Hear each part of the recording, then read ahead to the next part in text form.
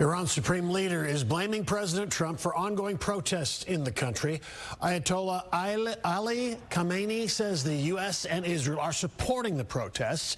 He's referring to them as terrorists and suggests a bigger crackdown is coming.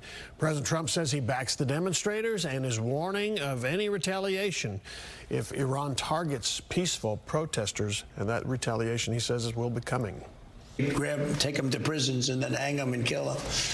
So they played rough, and I said, if they do that, we're going to hit them very hard. The full extent of the crackdown in the country that Iran says is underway is not yet known. The internet was cut off after a statement from Iran's exiled crown prince calling for the protests. The UN estimates more than 2,000 people have been arrested. Some Iranian Americans living in North Texas are cautiously optimistic the protests could result in real change. Fox 4's David Centenary spoke to one woman who came to Texas from Iran almost 40 years ago. David. Yeah, and she was talking about those dozens of demonstrators who have been killed while protests are rapidly spreading.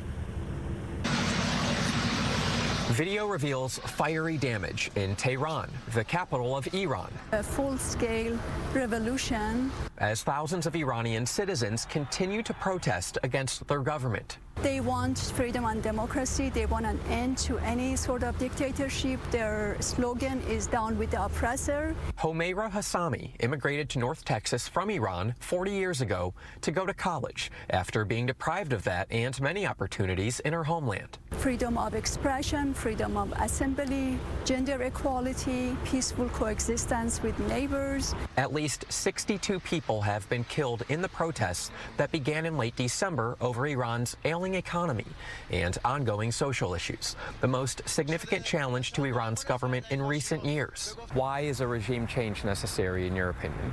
The Iranian people have been looking for freedom and democracy for over a century.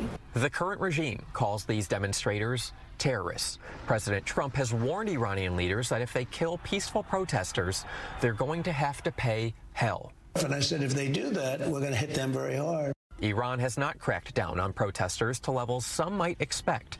Iranian officials, however, have cut off the nation from the internet and international phone calls. So while some footage has surfaced, a full picture unclear. We don't have much information. Hassami, president of the Iranian American community of North Texas, led a protest in Dallas last weekend. Nation change in Iran. On Saturday, she'll be in Washington, D.C. for a national protest, standing in solidarity with ones leading what she calls a revolution. There is a very well organized resistance inside Iran. That's why people are on the streets and demanding freedom and democracy.